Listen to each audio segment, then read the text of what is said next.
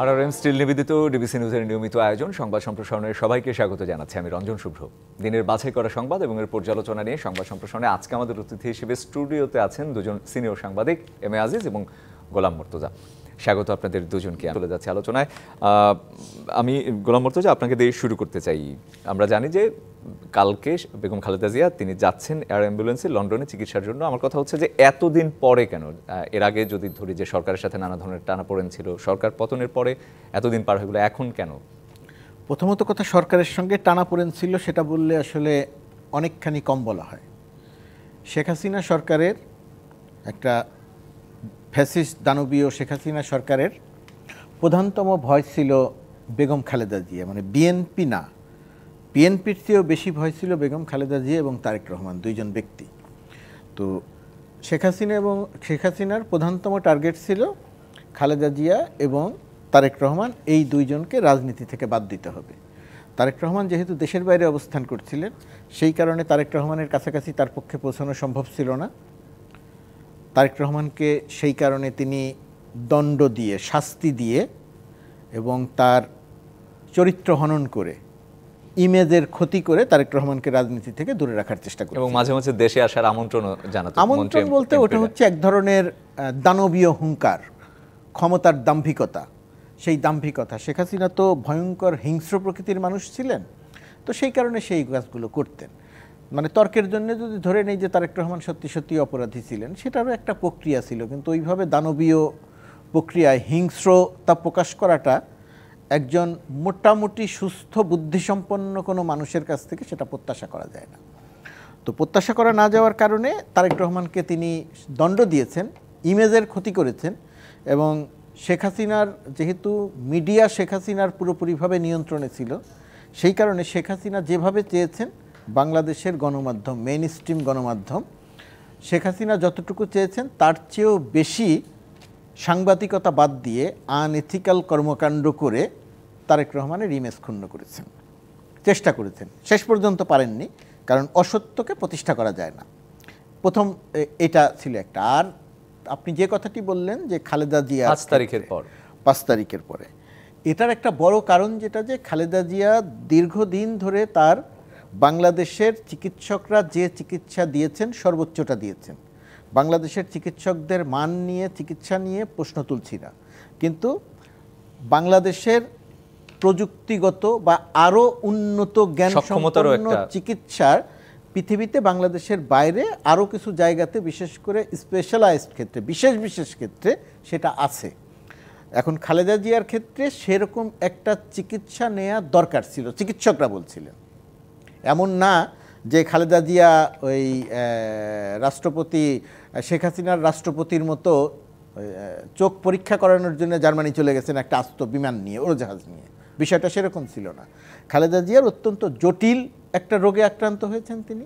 সেই জটিল রোগটি দীর্ঘদিন সুচিকিৎসা করতে না পেরে সেটা আরও জটিলতর হয়েছে, যে কারণে খালেদা জিয়াকে 5 তারিখে যখন একটা শেখ হাসিনা সরকারের পতন হলো, তখনই যদি বিদেশে পাঠানো যেত তাহলে আরও ভালো হতো, কিন্তু তখন তার বডি পারমিট করে নাই, তখন তার শারীরিক অবস্থাটা পারমিট করে নাই যে এই রকম 8-10 ঘন্টা উড়োজাহাজে অথবা এয়ার অ্যাম্বুলেন্সে তিনি যে জার্নি করে যাবেন, কোনো ডাক্তারই এটাকে পারমিট করে নাই, দেশি বিদেশি কোনো ডাক্তারই নয়।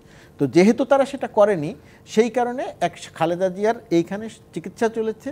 সেই চিকিৎসা চলে এরকম একটা সময়ের জন্য অপেক্ষা করা হচ্ছিল, যে কোন সময়ে বেগম খালেদা জিয়াকে সবচেয়ে কমফোর্ট দিয়ে, সুবিধাজনক সময় এবং সবচেয়ে কমফোর্ট দিয়ে তাকে বিদেশে নেওয়া যায়। এটা হচ্ছে চিকিৎসার একটা পর্যায়, চিকিৎসার একটা পর্যায়ে চেষ্টা। সেই চেষ্টাটা করার জন্য এখন যখনই ডাক্তাররা বলেছেন যে হ্যাঁ তিনি এখন যেতে পারেন, এখন তাকে নিয়ে যাওয়া হচ্ছে। চিকিৎসা হবে, সেখানে কি হবে, তিনি কতটা সুস্থ হবেন, সেগুলো অন্য আলোচনা, কিন্তু এখন সেই অবস্থাটা এসেছে। এটা খালেদা জিয়ার শারীরিক অবস্থা এতটা খারাপ হতো না যদি তাকে শেখ হাসিনা সরকার তাকে বিদেশে নিয়ে যাওয়ার অনুমতি দেওয়া হতো। মানবিক বিবেচনায় না, একটা অধিকারের বিবেচনায়। খালেদা জিয়া বাংলাদেশের একজন রাষ্ট্রপতির স্ত্রী, খালেদা জিয়া বাংলাদেশের নির্বাচিত প্রধানমন্ত্রী বারবার। খালেদা জিয়া বাংলাদেশের ইতিহাসে যদি নির্বাচনকে জনপ্রিয়তার মানদণ্ড ধরা হয়, আপনি যদি নির্বাচন বা জনগণের ভোটকে যদি জনপ্রিয়তার মানদণ্ড ধরেন, খালেদা জিয়ার ধারে কাছে কারো জনপ্রিয়তা নেই, একদম পরিষ্কার। মানে সুতরাং সেই রকম একজন ব্যক্তি, নারী, বয়স্ক মানুষ, নিজে প্রধানমন্ত্রী, একজন সেক্টর কমান্ডারের স্ত্রী, একজন রাষ্ট্রপতির স্ত্রী, সুতরাং সেই মানুষটিকে বিদেশে চিকিৎসার জন্য যেতে দেয়া হবে না। এটা হচ্ছে প্রতিহিংসা পরায়ণ, শেষ করি প্রতিহিংসা পরায়ণ মানসিকতা। শেখ হাসিনা ছিলেন হচ্ছে ওই যে পরিবারের সদস্যদের হারিয়ে এই ধরনের মানুষকে বলা হয় হচ্ছে যে তাদের ভিতরে একটা সিমটম দেখা দেয়, পোস্ট ট্রমাটিক সিমটম। সেই পোস্ট ট্রমাটিক সিমটম তাদের মধ্যে দেখা যায়, তারা এক ধরনের প্রতিশোধপরায়ণ মানসিকতা হন, অন্যকে হত্যা করতে চান। আরও সরাসরি যদি বলি, শেখ হাসিনার টার্গেট ছিল খালেদা জিয়াকে হত্যা করা। সেটা তিনি আস্তে আস্তে সেটা তিনি প্রায় শেষ দিকে নিয়ে এসেছিলেন, কিন্তু সম্পন্ন করে যেতে পারেননি। এটা হয়তো তার জন্য একটা দুঃখ রয়ে গেছে আমার ধারণা। যাই বলেন কেন, এম এ আজিজ, কেন এতদিন পর একই প্রশ্ন তো আপনার কাছে থাকবেই, যদিও আমরা গোলাম মুর্তজার কাছ থেকে শুনলাম,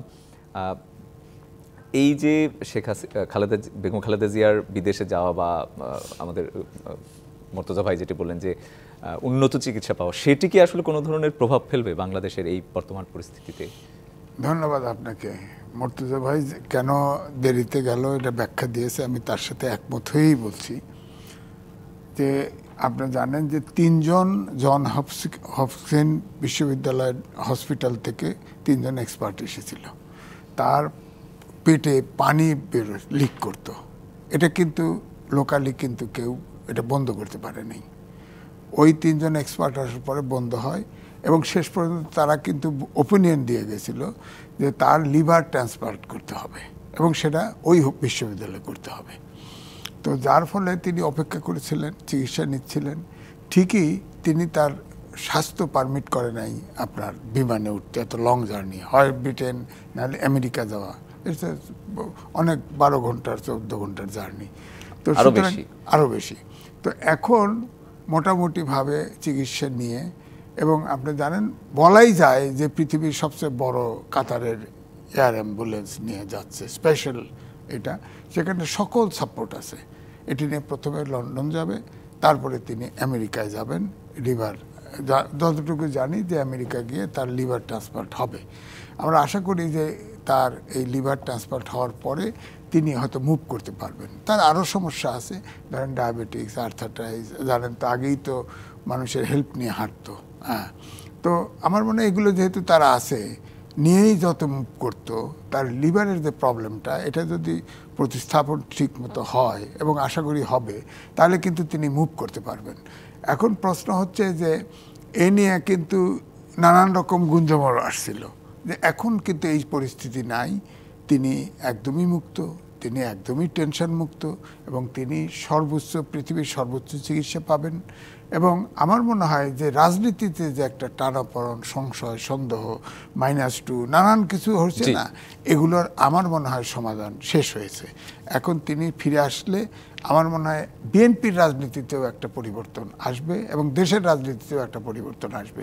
আমরা যেটা শুনতে পাচ্ছি, হয়তো তিনি যদি সুস্থ হন, তাহলে সামনে নির্বাচন আছে, নির্বাচন হলে তিনি হয়তো সরকারের নেতৃত্ব দিবেন, হয়তো ভারপ্রাপ্ত চেয়ারম্যান তার ছেলে তারেক রহমান, তিনি হয়তো ভারতেই আছে, তিনি হয়তো পার্টির নেতৃত্ব দিবেন, এরকম একটা কিছু হওয়ার সম্ভাবনা আছে বলে আমার মনে হয়। যে রাজনীতির ভিতরে, বিএনপির রাজনীতির ভিতরে একটা গুণগত পরিবর্তন আসবে। এমনিতে তারা 31 দফা দিয়েছেই পরিবর্তন। আমার মনে হয় তাকে কিন্তু যতই বলেন যে তিনি এখনও, বেগম খালেদা জিয়া এখনও কিন্তু বিদেশি পরাশক্তি বলেন আর যাই বলেন, সবার কাছে এখনো গ্রহণযোগ্য, দেশের কাছে গ্রহণযোগ্য, প্রাসঙ্গিক, এবং প্রাসঙ্গিক। এই জন্যে তার কিন্তু সুস্থ হয়ে আসা খুবই প্রয়োজন আমি মনে করি। জি, আমি পরের প্রসঙ্গে যেতে চাই, যেটি হচ্ছে যে গুমের ঘটনায়, আপনার কাছে যেতে চাই যে গুমের ঘটনায় 12 জনের বিরুদ্ধে গ্রেপ্তারি পরোয়ানা জারি করা হয়েছে, শেখ হাসিনাও তার মধ্যে রয়েছেন। এরকম এর আগেও গ্রেপ্তারি পরোয়ানা জারি হয়েছে। আমার একদম সংক্ষেপে যেটি জানবো, যেটি আমরা মোটামুটি সবাই জানি, আসলে আদৌ কি তাকে আসলে এই গ্রেপ্তারি পরোয়ানার আওতায় আসলে তাকে আনা সম্ভব কিনা দেশে, সেটি বলবো। আর বিডিআর হত্যার তদন্ত প্রতিবেদন প্রকাশ করার আশা করা হয়েছে 3 মাসের মধ্যে, এবং কমিশন প্রধান বলেছেন যে দেশি বিদেশি ষড়যন্ত্রকারীরা এই হত্যাযজ্ঞ চালিয়েছে। তিনি আপাতত এটুকু বলেছেন। আপনার কাছে প্রশ্ন থাকবে যে এই তদন্ত প্রতিবেদন কতটা স্বচ্ছ, কতটা গ্রহণযোগ্য, সেটি হবে কিনা সেই ব্যাপারে কোনো সংশয় রয়েছে কিনা বা কি ভাবছেন? না দেখেন, এখন যে স্বরাষ্ট্র উপদেষ্টা তিনি কিন্তু প্রথমবারের তদন্ত কমিটির দায়িত্বে ছিলেন এবং তিনি তখন তাকে প্রশ্ন করা হয়েছিল, তিনি বলেছেন যে আপনার তদন্ত রিপোর্টে কি আছে। তিনি সাংবাদিকদের কাছে কোনো কথা বলেন নাই যে সরকার তদন্ত কমিটি করেছে, তার কাছে আমরা রিপোর্ট দিয়েছি। কিন্তু দেখা গেল যে আমরা যতটুকু জানলাম যে আর্মির থেকেও কিন্তু পর্দার অন্তরালে একটা তদন্ত হয়েছে এবং সেটা তারা আর্মির পক্ষ সেনাবাহিনী কিন্তু সন্তুষ্ট হতে পারে নাই, জনগণও সন্তুষ্ট হতে পারে নাই। এই জন্য পুনঃ তদন্তটা দরকার ছিল। কারণ এখানে এটা সত্য যে কারণ অনেক আলোচনা আমরা এই ব্যাপারে করেছি, অনেক সন্দেহ সংশয় আছে যে এখানে এইভাবে সব চৌকস অফিসারদেরকে নিয়ে সব নিয়ে এক জায়গায় 50 জনেরও বেশি টোটাল পাবলিক সহ 57 জন মেরে ফেলা হয়েছে। তো এই সব ধরেন অন্য কথা বলা, আর্মি তো 53 জন মারা গেছে। তো এই জন্য বলছি যে এই যে বেছে বেছে চৌকস অফিসারদেরকে এক জায়গায় করা হয়েছে, করে তাদেরকে মেরে ফেলা হয়েছে। তো সুতরাং এটার ভিতরে তো বহিঃশক্তি থাকবেই, থাকারই কথা, এই সন্দেহটা হয়েছে। তো রিপোর্ট না গেলে তো আর মন্তব্য করা যাবে না। তবে আমরা আশা করি যে আগের চেয়ে অবশ্যই বেটার আমরা সূত্র খুঁজে পাবো।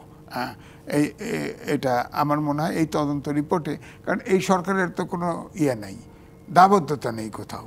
এখন এই তদন্ত কমিটি কারোর দিকে বায়াস হয়ে রিপোর্ট দিয়েও তো লাভ নেই। তা আমার মনে করি যে তার ছেলেরাও, যেমন শাকিল সাহেবের ছেলে যিনি বিডিআর চিফ ছিলেন, তার ছেলেরাও এবং আত্মীয় স্বজনও বহুত, তার ছেলে মেয়ে বহুত কিন্তু মিডিয়াতে এসে অনেক কথা বলেছে। সুতরাং এই তদন্ত রিপোর্টে যদি আপনার তাদের মনের যে প্রশ্নগুলো যদি উত্তর না মেলে, তাহলে কিন্তু নতুন করে আলোচনা শুরু হতে পারে। তো আর দ্বিতীয়ত অনেক আপনার বিডিআর সোলজাররা কিন্তু এখনও আটক, তারা তো দীর্ঘদিন বিচারও পুরো হয় নাই হচ্ছে, এটারও সমাপ্তি দরকার। তবে এটা ঠিক যে আর্মির এত অফিসার একদম মেজর থেকে শুরু করে মেজর জেনারেল পর্যন্ত হত্যা করা, এটা পৃথিবীতে এত নজিরও নাই। এটা অবশ্যই আমি বলছি না, কিন্তু আমরা মনে মনে ভাবি যে বাইরের শক্তি এটা ছিল, তারা আপনার সীমান্ত পাহারা দিত, সীমান্ত যাতে বিকল পাহারাটাকে দুর্বল করে ফেলা যায়, এরকম একটা প্রচেষ্টা এই হত্যাকাণ্ডের ভিতর দিয়ে হয়েছে বলে ধারণা। জি, গোলাম মুর্তজা, সব প্রশ্নের উত্তর কি মিলবে এবার? মানে বিডিআর হত্যাকাণ্ড বিষয়ে বলছেন, দেখেন বিডিআর হত্যাকাণ্ড বিষয়ে আমার খুব সুস্পষ্ট বক্তব্য।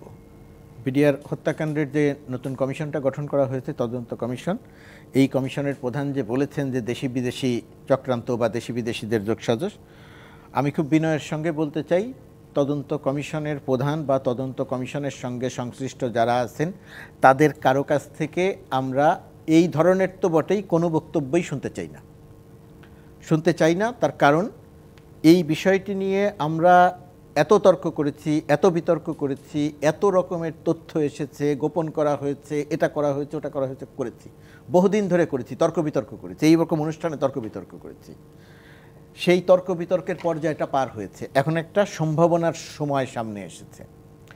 এই বিডিআর হত্যাকাণ্ডের তদন্ত এখন যদি সঠিক না হয়, স্বচ্ছ না হয়, মানুষের কাছে যদি গ্রহণযোগ্যতা না পায়, তাহলে আর কখনো কোনো দিন হবে না, যে সরকারি ক্ষমতায় আসুক আর কখনো হবে না। এখন এটার সবচেয়ে ভালো সময়। তো সবচেয়ে ভালো সময়ে সেই তদন্ত কমিশনটা গঠন করা হয়েছে, সেই তদন্ত কমিশনকে সর্বোচ্চ ক্ষমতা দেওয়া হয়েছে।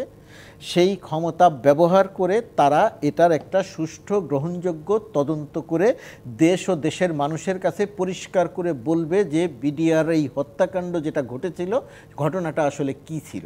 আমরা অনেকের নাম জানি, আমরা তাপসের নাম জানি, আমরা শেখ সেলিমের নাম জানি, নানকের নাম জানি, এগুলো আমরা জানি, কিন্তু আপনি যদি বিশ্বাসযোগ্য বলেন, মানুষের এগুলো নিয়ে সব কিছু নিয়ে কনফিউশন আছে। এই তদন্ত কমিশনের দায়িত্ব হচ্ছে যে রাজনৈতিক নেতৃত্ব তাদের কারো প্রতি বিশেষ কোনো বায়াস না হয়ে, বিশেষ কোনো উদ্দেশ্য বা কোনো কিছু যাতে না হয়, একেবারে শতভাগ স্বচ্ছ থেকে যার যতটুকু দায় দায়িত্ব এখানে আছে তথ্য প্রমাণ সহ সামনে উপস্থাপন করা, সেটা যদি করতে পারে, তাহলে আমার ধারণা এই যে তদন্ত কমিশনের যারা আছেন তারা ইতিহাসে একটা গুরুত্বপূর্ণ স্থানে থাকবে না। সেটা না করে আমার ভয় লাগে যে জায়গাটাতে, যে আমরা যে কোনো তদন্ত কমিশন, যে কোনো তদন্ত যাদেরকে করতে দেই, এখন তো মিডিয়া সবাই তার কাছে গিয়ে আমরা আবার জানতে চাই, বলেন না বললে আবার আমরা বলি যে উনি কথা বলেন নাই, উনি এড়িয়ে গেছেন। আমার বক্তব্য থাকবে মিডিয়া যাই বলুক, উনি কথা বলেন নাই, উনি এড়িয়ে গেছেন, কি হচ্ছে মিডিয়াকে জানানো হচ্ছে না, যত সমালোচনা হোক 3 মাস সময় নিয়েছেন, তো এই 3 মাস মুখ বুঝে সে সমালোচনা তারা সহ্য করেন। সহ্য করে তারা যদি একটা স্বচ্ছ পূর্ণাঙ্গ দৃষ্টান্তমূলক তথ্যভিত্তিক প্রতিবেদন মানুষের সামনে হাজির করতে পারেন, তাহলে এই মিডিয়া তাদেরকে মাথায় করে রাখবে। সুতরাং তাদেরকে একটু চোখ মুখ মানে এই মিডিয়া থেকে একটু দূরে সরে থেকে তারা তদন্তটাই করুক, আমরা তদন্তটাই চাই। আর আমি একজন মিডিয়ার ক্ষুদ্র কর্মী হিসেবে মিডিয়ার কাছেও অনুরোধ করতে চাই, সব জিনিসের চমক লাগানো সংবাদ প্রকাশ করা দরকার নেই। আমরা এই জায়গাটাতে বাংলাদেশের ইতিহাসে এটা তো একটা জঘন্যতম ঘটনা এবং ভয়াবহতম ঘটনা, স্মরণীয় ঘটনা। স্মরণীয় মানে কি, এটা জঘন্য ভয়াবহতম ঘটনা, একটা দানবীয় ঘটনা। যে প্রক্রিয়াতে বিডিআরের হত্যাকাণ্ড চালানো হয়েছে, যে প্রক্রিয়াতে বিডিআরের সদস্যরা সামনে বের হয়ে এসে গুলি করেছেন, এটা একটা যুদ্ধক্ষেত্রের মতো। তো সেই ঘটনাটার পেছনে নিশ্চয়ই শুধুমাত্র এই ডাল ভাতের গল্প ছিল না, ডাল ভাতের স্বতঃস্ফূর্ত ছিল না। কমিশন প্রধান আজকে বলেছেন যে হত্যা ষড়যন্ত্র ছিল।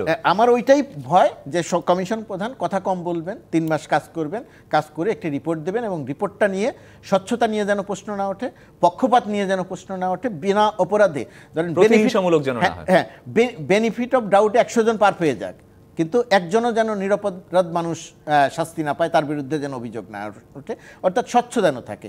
সারা পৃথিবীর মিডিয়া এটার দিকে তাকিয়ে থাকবে, শুধু বাংলাদেশের মিডিয়া নয়। বাংলাদেশের মিডিয়া শেখ হাসিনার মিডিয়ার চেয়ে বর্তমান সময় আরও স্বাধীন।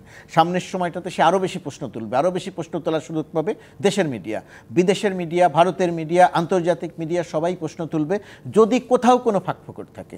আমার শুধুমাত্র একটাই বিনীতভাবে অনুরোধ থাকবে যে আপনারা ওই ফাঁকফোকর রাখবেন না, যতটুকু পাবেন ততটুকুই তথ্য দেবেন। এর বাইরে মানে পাবলিক পারসেপশনে যেটা আছে বা যে চাপ আছে, ওই চাপের কাছে কিন্তু আপনারা চাপের দিকে আপনারা তাকাবেন না, আপনারা তাকাবেন তথ্যের দিকে। আপনারা ফ্যাক্টস বেটস তদন্ত করেন, দেশের মানুষ সেটা গ্রহণ করবে এবং আপনাদেরকে স্মরণীয় করে রাখবে। এটাই থাকবে আমার প্রত্যাশা এই জায়গাটাতে। জি, একদম সংক্ষেপে কিছু যোগ করবেন কিনা? না, যোগের কিছু নাই। আমরা তো অনেক কিছু বড় বড় অনেক কিছু ঘটনা শুনেছি, তাই না? এখন কোনো কিছু যদি হাইড করা হয়, এখন আমি বলবো যে ধরেন আমাদের যে পররাষ্ট্রনীতির যে টানাপোড়েন চলছে, বিভিন্ন দেশের সাথে পরিবর্তন তো কিছু হচ্ছে, হ্যাঁ, এসব দিকে লক্ষ্য না করলেই কিন্তু আপনি দেখবেন সঠিক তদন্ত বেরিয়ে আসবে। আমি বোধহয় কি বলতে চাইছি বুঝছেন? তো সুতরাং এখানে যে ইনভলভ থাকে তার নাম পরিষ্কার, এবং এই সরকারের তো কারো কাছে আমি বললামই দায়বদ্ধ নাই, নিরপেক্ষ তদন্তটা দিলেই তাদের প্রশংসা করা হবে। এই জি, দুজনকেই ধন্যবাদ। শুনবো নিশ্চয়ই দুজনের কাছ থেকে। আরও একটা বিরতির সময় হয়ে গেছে। আরআরএম স্টিল নিবেদিত সংবাদ সম্প্রসারণ একটা বিরতি নিচ্ছে, সঙ্গে থাকুন। বিরতির পর আবারও স্বাগত আরআরএম স্টিল নিবেদিত সংবাদ সম্প্রসারণে। আজকে আমার সাথে রয়েছেন এম এ আজিজ এবং গোলাম মুর্তজা। গোলাম মুর্তজা, আপনাকে দিয়ে এবারও শুরু করতে চাই। আমাদের একটি প্রতিবেদন গেছে আজকে সারাদিনই আমরা দেখেছি যে কৃষকের সন্তান, তিনি এমপি হয়েছেন, তিনি জনপ্রতিনিধি হতেই পারেন, কিন্তু এরপরে আসলে তার ভাগ্য যেন বদলে গেছে। আলাদিনের চেরাগ যেন পেয়ে গেছেন, জমি দখল, অসংখ্য অভিযোগ তার নামে। মানে কি ছিল এমন আলাদিনের চেরাগ আওয়ামী লীগ আমলে যে পাবে সেই আসলে আমূল ফুলে কলা গাছ হয়ে গেছে, এবং মানে নিয়ম নীতিহীন কোনো কিছু মানে তোয়াক্কা না করেই? প্রথমত কথা, কৃষকের সন্তান এমপি হয়েছেন, বিত্তবান হয়েছেন, এটা যদি সঠিক পথে হতো, এমপিও যদি তিনি সঠিক পথে নির্বাচিত হতেন, এটা একটা গৌরবের ব্যাপার ছিল। বিত্তবান হয়েছেন, টাকা পয়সার মালিক হয়েছেন, এটাও যদি সঠিক পথে হতো, ব্যবসা বাণিজ্য করে বা অন্য কোনোভাবে যদি সঠিক পথে হতো, তাহলে এগুলো খুবই গৌরবের ব্যাপার ছিল। কিন্তু শেখ হাসিনার বাংলাদেশে, শেখ হাসিনা যেহেতু জোর করে ক্ষমতা দখল করেছিল, এবং জোর করে ক্ষমতা দখল করার ফলে শেখ হাসিনা পুরো বাংলাদেশটাকে তার পারিবারিক সম্পদ মনে করত। তো পারিবারিক সম্পদ মনে করার কারণে শেখ হাসিনার বোনের ছেলে মেয়ে, নিজের ছেলে মেয়ে, তার ভাইয়েরা, আত্মীয় পরিজন, এরা সবাই ভাগ বাটোয়ারা করে দেশটা থেকে অর্থ সম্পদ এখানে ভোগ করবে, দেশের বাইরে নিয়ে যাবে। এটাই ছিল শেখ হাসিনার নীতি।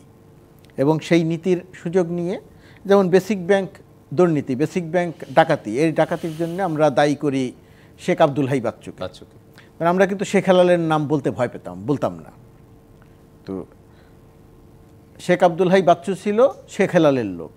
সেখান থেকে যে টাকা চুরি হয়েছে, যে টাকা ডাকাতি করেছে, সেই টাকার একটা বড় অংশ শেখ হেলাল সহ তার আত্মীয় স্বজন নিয়েছে। যে কারণে দেখবেন ওই আবুল মাল আব্দুল মুহিত অর্থমন্ত্রী ছিলেন, তিনি বলা সত্ত্বেও শেখ আব্দুল হাই বাচ্চুর বিরুদ্ধে কিন্তু মামলা করতে পারেননি, তার বিরুদ্ধে কোনো ব্যবস্থা নিতে পারেননি। তো এইটা বলার উদ্দেশ্য হচ্ছে, আপনার প্রশ্নের উত্তরে এই ভূমিকার জায়গাতে আসার উদ্দেশ্যটা হচ্ছে, পুরো দেশটাকে যেহেতু তারা তাদের নিজেদের সম্পদ মনে করেছিল এবং তাদের যে রাজনৈতিক নেতারা ছিল, যাদেরকে সে এমপি বানিয়েছিল, যার ইউনিয়ন পরিষদের চেয়ারম্যান হওয়ার যোগ্যতা ছিল না তাকে শেখ হাসিনা এমপি বানিয়েছিল, যার উপজেলা চেয়ারম্যান হওয়ার যোগ্যতা ছিল না তাকে সে মন্ত্রী বানিয়েছিল, যার জামানত বাজেয়াপ্ত হতো এমপি নির্বাচন করলে তাকে তিনি স্পিকার বা ডেপুটি স্পিকার বানিয়েছিল।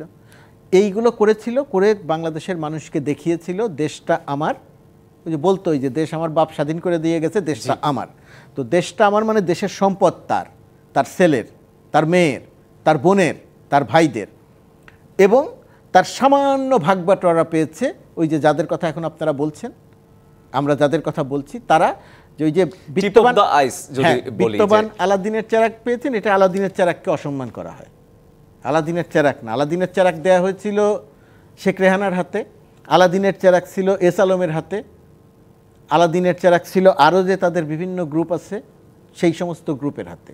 তো এই সমস্ত গ্রুপের হাতে দেওয়ার ফলে ভাগবাটোয়ারা করে তারা এই সম্পদটা অর্জন করেছেন, এবং সেটার যে ছিটে ফোটা ভাগ তাদের আশেপাশে যারা যে দলীয় চামচা যারা ছিল, ঘনিষ্ঠ, তাদের ঘনিষ্ঠজন তারা পেয়েছে। এবং কেউই শত কোটি টাকার কম সম্পদের মালিক না, শত কোটি, কয়েক শত কোটি, হাজার কোটি, কেউ 5,000, কেউ 10,000, কেউ 20,000, এরকম টাকার অঙ্ক নিয়ে তারা বিদেশে চলে গেছে, নীরবে নিঃশব্দে তারা বিদেশে চলে গেছে। এখন যে জায়গাটাতে আমার যে জায়গাটাতে বলা উচিত শঙ্কার জায়গা, সেটা হচ্ছে এই যে সম্পদ ভাগবাটোয়ারা করে যারা নিয়ে গেছে এবং তাদের একটা অংশ এখনও দেশের ভেতরে রয়ে গেছে সম্ভবত, তো তারা এখনও ধরাছোঁয়ার বাইরে রয়ে গেছেন অনেকে। যেমন ঢাকা বিশ্ববিদ্যালয়ের শিক্ষক শিবলি রুবাইয়াত স্টক এক্সচেঞ্জের চেয়ারম্যান ছিলেন, কত লাখ ডলার তার ব্যাংক অ্যাকাউন্টে ঢুকলো, এখনো পর্যন্ত কিন্তু তার বিরুদ্ধে বা এইরকম মানুষের বিরুদ্ধে ব্যবস্থা নেওয়া হয়নি। অর্থাৎ এরকম বহু মানুষ রয়ে গেছে যারা এই সমস্ত যারা টাকা পয়সা বিদেশে পাচার করেছে, তারা তাদের অধিকাংশ পালিয়েছে। কি করে পালালো সেটা নিয়ে যেমন প্রশ্ন তোলা যায়, তার চেয়েও বড় প্রশ্ন তোলা যায় তারা বিদেশে যে টাকা নিয়ে গেছে সেই টাকা নিয়ে তো তারা পালিয়েছে, কিন্তু তাদের বহু সম্পদ কিন্তু দেশে রয়ে গেছে। এখনো পর্যন্ত সরকার এত রকমের সমস্যার মধ্যে আছে, সেই সম্পদ তাদের পাচারে যারা সহায়তা করেছে তাদেরকেও শনাক্ত করা হয়নি, বা তাদের যে সমস্ত সম্পদ এখনো দেশের বাইরে দেশের ভেতরে রয়ে গেছে সেইগুলোর বিষয়ে কি হবে, কি করা হবে, তারা কিভাবে এগুলো অর্জন করবে, সেই জায়গাগুলো সামনের সময়টাতে সরকারের দায়িত্ব হবে সেই জায়গাগুলোতে হাত দেয়া। সরকার এখনো সেই জায়গাগুলোতে হাত দিতে পারেনি, কারণ বহুবিধ সমস্যা নিয়ে এই 5 মাসের সরকার নানাভাবে জর্জরিত। তার অনেকগুলো জায়গা তার যা করা দরকার ছিল, যদি আমরা ব্যর্থতা বলবো না, আমি বলবো যে তার করা দরকার ছিল কিন্তু সে সেই কাজগুলো করতে পারেনি, অথবা প্রায়োরিটিতে আনতে পারেনি, যেটা আনা দরকার। সামনে সময় আছে, সময় চলে যায়নি, ওই জিনিসগুলো আনা দরকার। নিশ্চয়ই। এম এ আজিজ, আমরা দেখলাম যে চট্টগ্রামে মহানগর দায়রা জজ আদালতের প্রায় 2,000 মানে মামলার নথি গায়েব হয়ে গেছে। মানে কিভাবে ঘটছে? মানে শুধু কি নিরাপত্তাই, নাকি আসলে অন্য কোনো কাহিনী রয়েছে? না, আমি এটাকে গায়েব বলবো না, আমি বলবো এখনো খুঁজে পাওয়া যায়, গায়েব করে দেওয়া হয়েছে। এই নথি মানে সিডি, ম্যাক্সিমাম সিডি, এটাকে বারান্দায় বস্তাবন্দি করে রেখে দিয়েছে অনন্তকাল। এটা হয় বলেন আপনি? দালিলিক রেকর্ড, মামলার রেকর্ড, যেটা প্রমাণ, হ্যাঁ, যে বলা হয় যে সাক্ষী এবং প্রমাণ ছাড়া কোনো বিচার হয় না।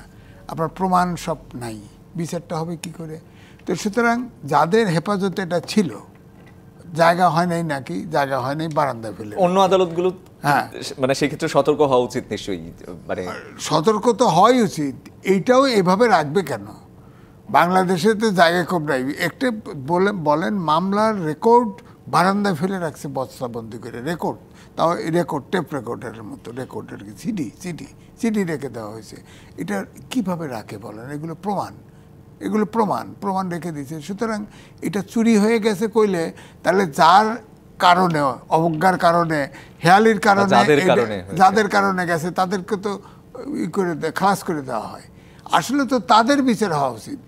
সিডিগুলো তো হেঁটে চলে যায় নাই, ওখানে রাখা হয়েছে, যে কোনোভাবেই হোক গেছে তো, কেউ তো অবশ্যই এটা তাদের যাদের সিডি ওখানে প্রমাণ আছে, যারা আসামি, যারা তার বিরুদ্ধে মামলা, তাদেরই কেউ গায়েব করছে, নইলে ওটা নিবে কেন বস্তাবন্দি করে? কি দরকার আছে তার? অন্য কেউ তো নেওয়ার কথা না। সুতরাং এইটা যারা রাখছে তাদের ইনভলভমেন্ট আছে, অথবা এমনভাবে রাখা হয়েছে অবহেলা আছে, অনন্তকাল, গাফিলতি রয়েছে। অবহেলা গাফিলতি আছে, এবং যারা নিচে তাদের এই মামলা, এখানে মামলার প্রমাণ আছে অবশ্যই। এইটা সুতরাং এটার বিচার হওয়া উচিত রীতিমতো। জি, গোলাম মুর্তজা দেখেন এই যে কথাগুলো বলা হচ্ছে, একটা জায়গা থেকে মানে চুরি হয়ে গেছে বা গায়েব করে দেয়া হয়েছে, সেই কারণে আমরা আলোচনা করছি। আপনি খোঁজ নেন বাংলাদেশের আরও 10টা জায়গায়, আরও 20টা জায়গায়, আরও 200টা জায়গায়, আরও 500টা জায়গায় ঘটনা প্রায় কাছাকাছি পাবেন। বাংলাদেশের একটা আলামত, থানাগুলোর সামনে দেখেন কত বছর ধরে এক একটা গাড়ি, এক একটা আলামত পড়ে পড়ে থাকে। থাকে। তো আমাদের আসলে মানে কি বলবো, যে একটা হলো জায়গা সংকট আছে, কোনো সন্দেহ নাই। আমাদের আরও নানা সদিচ্ছারও রকমের বোধহয় সংকট সংকট আছে, রয়েছে। কিন্তু আমাদের সেই সংকটের চেয়েও বড় সংকট হচ্ছে আমরা আমাদের সিস্টেমটাকে ডেভেলপ করিনি। ডেভেলপ না করার কারণে যেটা হয়েছে, এবং দায়িত্ব আমরা সবাই জানি যে কোনো কাজ করলে, অপরাধ করলে পার পেয়ে যাওয়া যায়। তো এই যে পার পেয়ে যাওয়ার মানসিকতা যে বছরের পর বছর ধরে তৈরি হয়েছে আমাদের ভেতরে, যে কারণে আমরা ওই যে আলামত বারান্দায় ফেলে রাখতে পারি, হাওয়া গেলে আমার জায়গা নাই, রাখার জায়গা নাই, রাখছিলাম এইখানে কি হবে, আমার কোনো দায়িত্ব নাই। গাড়ির ক্ষেত্রে পুলিশ যেভাবে রাখার কথা সেভাবে রাখে, বছরের পর বছর ধরে থাকে ট্রাক, অ্যাক্সিডেন্ট করা গাড়ি, ডাকাতি করা গাড়ি, হত্যা কাণ্ড ঘটানো হয়েছে যে গাড়িকে কেন্দ্র করে সেরকম গাড়ি, কত মানে প্রতিটা থানার সামনে আপনি কিছু না কিছু পাবেন যেগুলোতে ডেঙ্গু মশার আবাদ হয়। যেটা তো বছরের পর বছর ধরে চলছে, গণমাধ্যম তো এই সংবাদগুলো প্রকাশ করছে, কিন্তু প্রকাশ করলে আমাদের তো কোনো উদ্যোগ নেওয়া হয় না। তো এখন উদ্যোগ বছরের পর বছর ধরে নেওয়া হয় নাই, আমরা যেটা বলছি যে আরও সতর্ক থাকা উচিত। এগুলো আসলে সতর্ক থাকা উচিত, আমরা কথার কথা বলতে পারি, এগুলো আসলে কথার কথা। সতর্ক তখনই থাকা হবে, এই যে চট্টগ্রামের যে ঘটনাটার কথা বলছেন, এই ঘটনাটার জন্যে একটা নির্মোহ তদন্ত করেন, দৃষ্টান্তমূলক শাস্তি দেন যারা এর সঙ্গে জড়িত, তাহলে আহামরি একেবারে সবকিছু পরিবর্তন হয়ে যাবে তা আমি মনে করি না, কিন্তু অনেক কিছু কিছুটা হলেও পরিবর্তন উন্নত হবে। হবে। এবং আমরা দেখেছি যে এই যে মোয়াজ্জেম হোসেন রতন, যাদের বিরুদ্ধে এখন অভিযোগ পাওয়া যাচ্ছে, এদের বিরুদ্ধেও আমরা আসলে গণমাধ্যমে খুব বেশি প্রতিবেদন বা অভিযোগ কিছুই আমরা দেখিনি। নিশ্চয়ই সেই জায়গাগুলোরও পরিবর্তন হবে। অসংখ্য ধন্যবাদ দুজনকে আজকে আমাদেরকে সংবাদ সম্প্রসারণের সময় দেওয়ার জন্য। এই ছিল RRM স্টিল নিবেদিত সংবাদ সম্প্রসারণে। ডিবিসি সঙ্গে থাকুন।